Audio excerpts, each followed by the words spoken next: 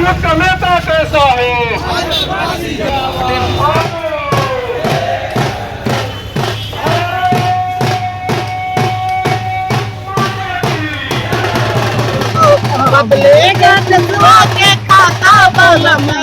क्रांति पताका हो। तिरहुत किसी की बपौती नहीं है, तिरहुत तिरहुत के बेटा का है। और तिरहुत जो है यहाँ के संघर्ष पसंद लोगों का है। इस बार संघर्ष करने वाला बेटा जीतेगा। सबसे बड़का धुरंधर बंशीधर ब्रिजवासी है। हमारे पास जितने लोग हैं सब वोटर हैं। इसमें जितने लोग वोटर मिलेंगे, हमारे पास कम से कम बीए पास लोग मिलेंगे। एमए या पीएचडी किए हुए लोगों की कोई कमी नहीं। आप बर्खास्त करके मेरी आवाज को बर्खास्त कर दीजिएगा। शिक्षकों ने तय किया है कि अगर सड़क पर बोलने के कारण हमें बर्खास्त किया गया है तो सदन में जाकर आंख में आंख डालकर वहां सवाल करेंगे। शिक्षकों के लिए आपने बहुत काम किया, संघर्ष किया। स्नातकों की जब बात आती है, बेरोजगारी प्रथम, अपना छात्र संघ का चुनाव हो रहा है, कॉलेज में जो स्थिति बनी हुई है किसी से छिपी नहीं है, इन सब के लिए क्या रोड मैप तैयार किए? इस न्यूज के प्रायोजक है अफजल फर्नीचर।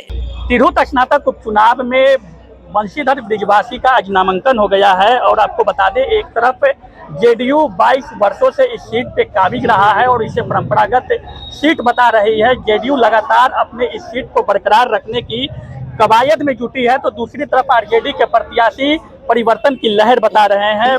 बंशीधर ब्रिजवासी जी है, 22 वर्षों तक जेडीयू का कब्जा रहा यह सीट। एक तरफ राजद इसे परिवर्तन की लहर बता रही है और एक तरफ आप शिक्षकों के नेता शिक्षकों के साथ लेकर परिवर्तन की बात कर रहे हैं। कहाँ तक खुद को सफल देख रहे हैं? सीढ़ियां उन्हें मुबारक हो जिन्हें महलों पे जाना है, हमें आसमां पे जाना है और रास्ते खुद बनाना है। पार्टियों का सहारा उनको चाहिए, पार्टियों का सहारा उनको चाहिए, हमें पार्टियों का सहारा की जरूरत नहीं है। और रही बात की ये कह रहे हैं कि ये परंपरागत है, तो किनकी परंपरागत? किनकर बाबूजी आके तिरहुत लिख के गए हुए थे। तिरहुत जो है दिल्ली सल्तनत में एक बादशाह आया था तिरहुत में, यहाँ पर कब्जा करने के लिए आया था, चला गया, नहीं कब्जा कर सका। ये तिरहुत किसी की बपौती नहीं है, तिरहुत तिरहुत के बेटा का है। और तिरहुत जो है यहाँ के संघर्ष पसंद लोगों का है। इस बार संघर्ष करने वाला बेटा जीतेगा। ये लड़ाई हमारी नहीं है।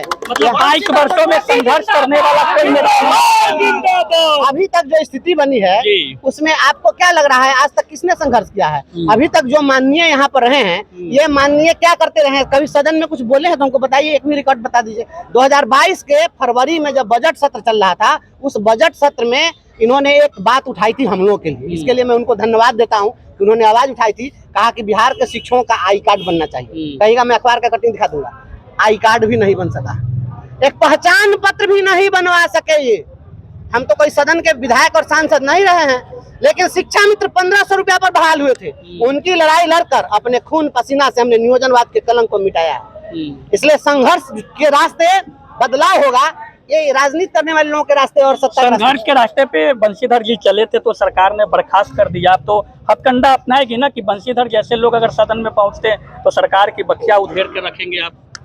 देखिए, बर्खास्त अगर कोई हमें कर दिया था तो आरोप मेरे ऊपर क्या था? बोलने का आरोप था ना। सच कहना अगर बगावत है तो समझो हम भी बागी हैं, हम बोलते रहेंगे। लोकतंत्र में बात करो, व्यक्ति की स्वतंत्रता का अधिकार है।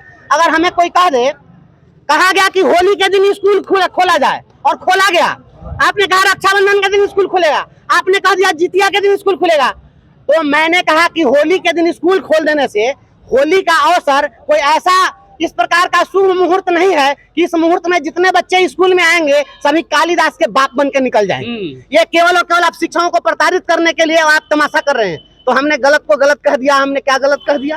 हमने जो कहा सत्य कहा। सत्य के रास्ते पर, जो भी सत्य के रास्ते पर चलता है, एक बारीक नुक्ता है, सुकरात अगर जहर न पीता तो मर जाता।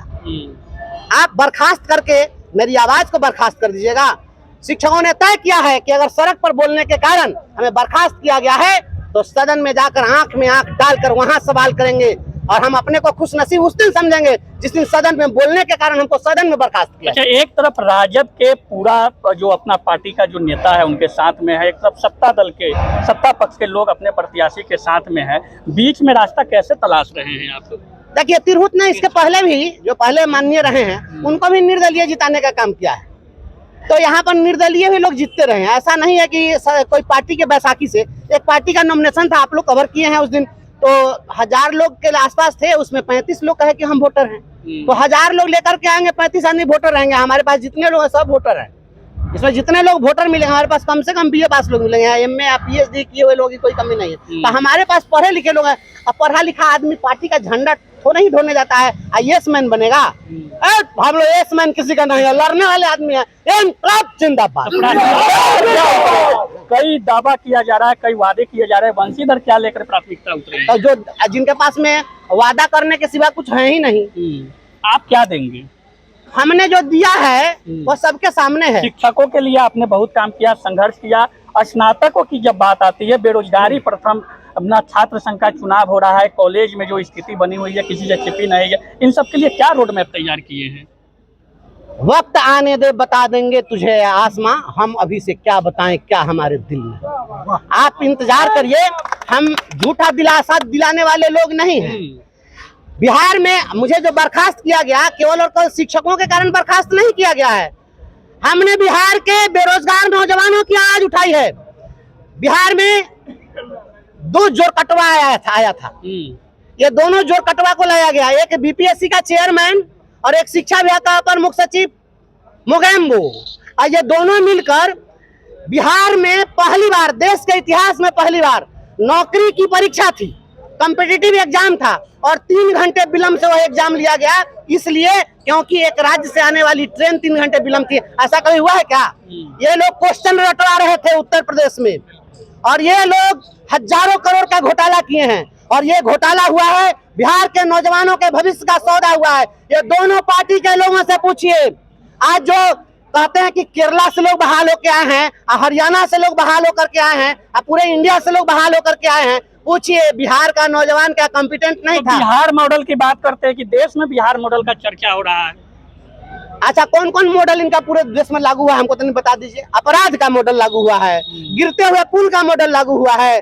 कौन मॉडल की बात करते हैं? ये भारतीय जनता पार्टी के लोग जो भी सरकार में हैं, इन्हीं के एक नेता थे। शिक्षकों को स्वैच्छिक स्थानांतरण दिलाने के लिए, इनको परमानेंट कराने के लिए, वेतनमान दिलवाने के लिए पटना में आंदोलन में शहीद हो गए। ये लोग अपने कार्यकर्ताओं के मौत पर राजनीति करते हैं और आज उसी का साथ चिपक के राजनीति कर रहे हैं, गलबहियां कर रहे हैं। सबसे बड़ा धुरंधर बंशीधर ब्रिजवासी है। धुरंधर मैं नहीं कह रहा हूँ, मैं धुरंधर क्या हूँ? हम क्या हैं? हम आपको यहाँ अपना परिचय हम आपको क्या देंगे? लेकिन हम इतना कहेंगे कि जिसके होठों पे हंसी और पैर में छाले होंगे वही इस तिरहुत और बिहार के सच्चे रखवाले। चलिए, बंशीधर ब्रिजवासी है और काफी दम्भ भर रहे हैं। अब दम्भ कितना कुछ सफल हो पाता है वक्त के साथ पता चलेगा, क्योंकि एक तरफ JDU सीट बताती है और सीट पे कब्जा बरकरार रखना चाहती है, दूसरी तरफ राजद, और बीच में बंशीधर प्रवासी जैसे कई प्रत्याशी जो निर्दलीय चुनावी मैदान में है। स्नातक वोटरों का रुझान किस तरफ होगा वक्त के साथ पता चलेगा। बने रहे BD न्यूज के साथ, तब तक दीजिए इजाजत, धन्यवाद।